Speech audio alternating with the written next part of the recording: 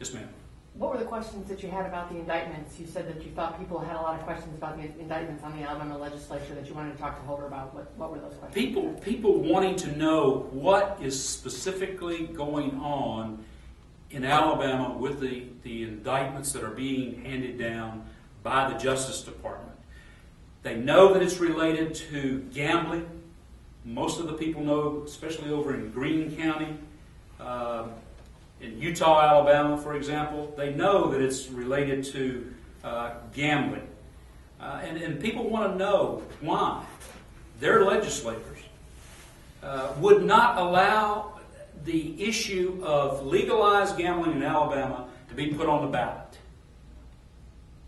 But instead, they have been misled to believe that some of the politicians in Alabama for the state legislature have been saying, well, we want a clean bill, or we want this, or we want that's put into these things before we will put it to the people.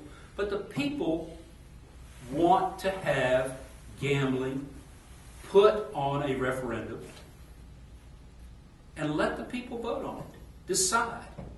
It's been done in the past, and it should be done now. But there are politicians, obviously in Alabama, in the state politicians, who want to perhaps line their pockets, feather their nest, and withhold from the people making the final decision.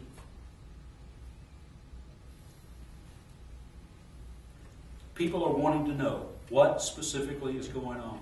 How do these indictments that have been handed down, how does it impact on the average Alabamian?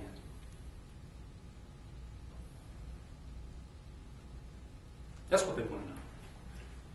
What were some of the other questions you had for either the Attorney General or the White House or EPA?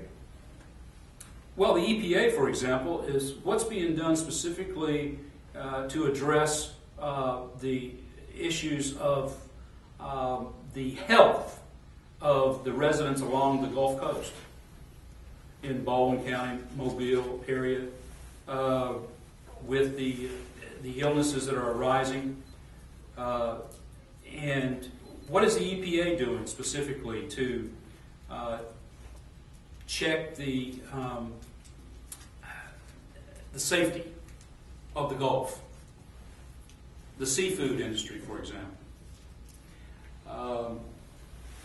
In other regards, with the Attorney General Holder, what is going on with the appointments that have been held up in Washington for Obama's folks that he's selected to take over as attorney generals, assistant attorney generals in areas such as Montgomery and perhaps Mobile. What's being done by the Justice Department to ensure that there is a smooth and unbiased transition with these folks? And are there secret holds within the United States Senate chambers that are precluding these presidential activities from taking place? The people want to know. And they're being denied this knowledge. Well, if I could quickly follow up, you're just not asking for reports because they issue announcements and reports all the time. What were you looking for besides the standard issue of news announcement that, again, both EPA and the Justice Department issue announcements?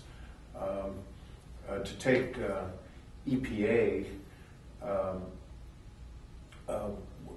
weren't you concerned about the possibility that the public is not getting all of the information about things like long-term health hazards? Yes, yes. What are the long-term health hazards? Has the EPA, for example, identified any long-term health hazards?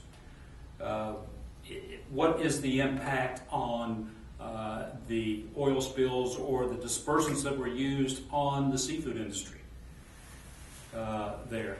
We have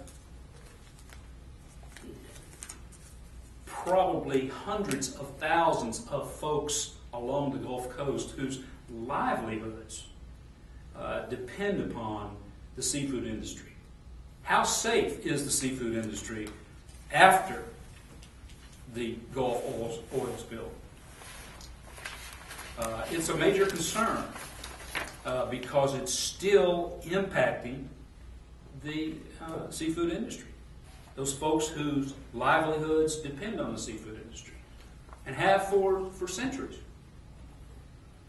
Well, if I could just follow up another little bit. You're a Democrat. You were asking tough questions of other Democrats. And I'm sure that made you a little bit uncomfortable, but how and why did you do that? Or how did you feel about doing that? I had no reservations at all inquiring for the people of Alabama to these individual office holders that have been appointed by President Obama. The U.S. Senate is a very powerful organization within our government structure that report to the people more so than the Attorney General position does. Where the Attorney General is under the President, the office of the President, the Senate represents the people. Members of Congress represent the people. And it's the members of Congress, both in the House and the Senate, who should be asking the difficult questions of these elected official appointees. And to discover, to be able to report back to their constituents precisely what is transpiring in the government process at any given point in time. And when the people demand answers, they should be given the answers. But we have today somewhat of a lessening in our media where, for example, newspapers are being challenged by the internet. There's no doubt about it that numbers of reporters are declining, and it's having an impact upon our population and the information that the people receive. And they being the people, are going to be even more dependent upon folks such as myself, if elected to the United States Senate, to report back to the people in updates as to what specifically impacts them from their government seat here in Washington, D.C.